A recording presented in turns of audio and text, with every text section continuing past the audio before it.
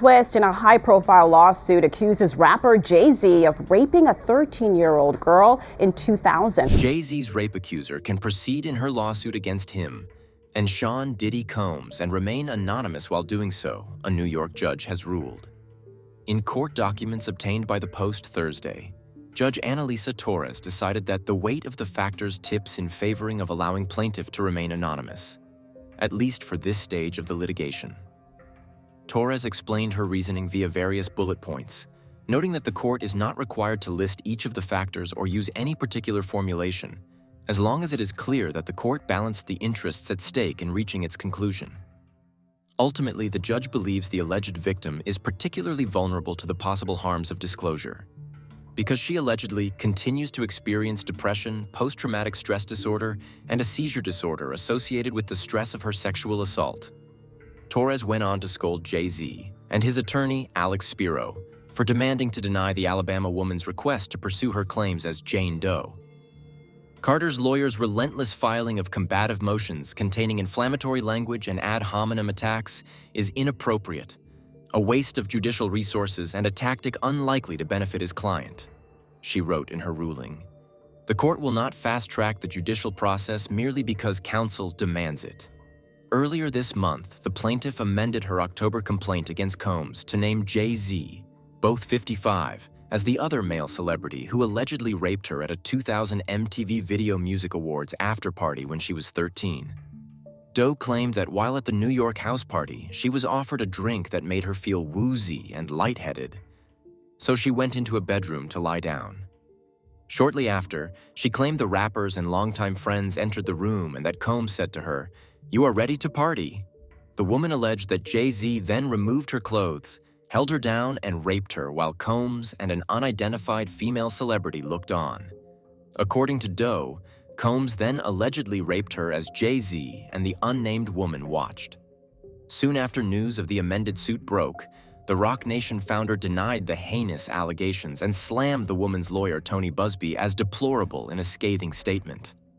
He also filed to dismiss the cynical and calculated lawsuit and demanded that the accuser, who has since admitted to some inconsistencies in her story, be named publicly. Spiro filed a separate letter to the judge asking for his client's request to be expedited due to the intense media scrutiny and highly sensitive nature of the suit. His reps did not immediately respond to request for comment on Torres's ruling. As for Combs, he is currently in jail at the Metropolitan Detention Center in Brooklyn awaiting trial for sex trafficking, racketeering, and prostitution, to which he pleaded not guilty. A big-shot Texas lawyer who recently filed a child rape lawsuit against Jay-Z is accused of deliberately giving a woman a sexually transmitted disease and hitting her so hard he smashed her teeth, according to a new lawsuit. Longhorn attorney Anthony Buzbee lured the woman, who is unnamed in the suit, into having a sexual encounter with him by concealing the fact he had a venereal disease.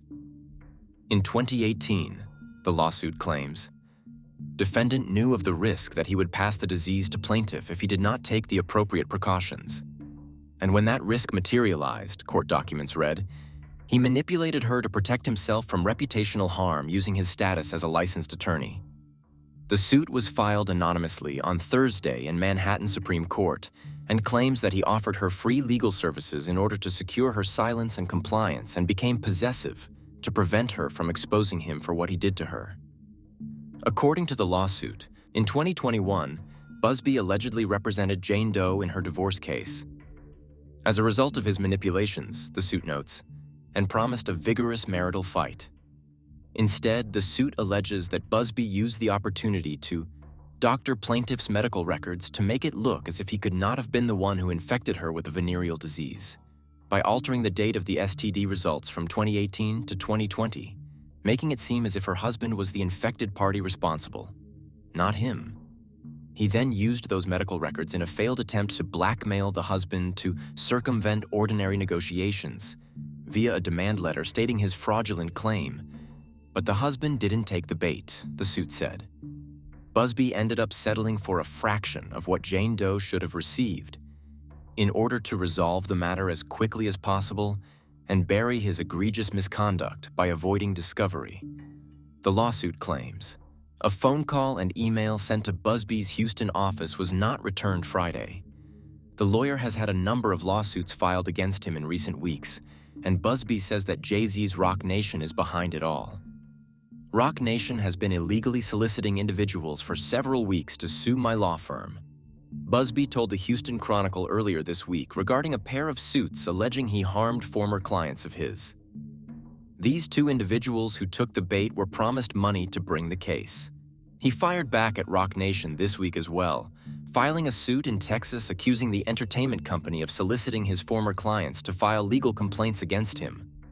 Defendants have conspired to obstruct justice by engaging shadowy operatives to illegally seek out more than 24 current and former clients of the Buzbee law firm to convince those clients to bring frivolous cases against the Buzbee law firm.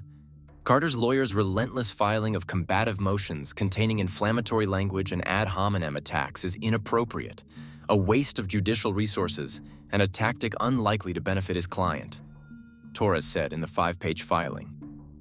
Here, the weight of the factors tips in favor of allowing plaintiff to remain anonymous, at least for this stage of the litigation. The lawsuit, originally filed in October, was refiled today to include Jay-Z as a defendant. The anonymous accuser claims the assault occurred at an MTV Video Music Awards after-party. Jay-Z has denied the allegations in a statement on Roc Nation's Instagram, calling the accusations heinous and urging a criminal complaint be filed instead of a civil one. He also criticized the attorney behind the lawsuit, Tony Buzbee, accusing him of exploiting the case for personal gain.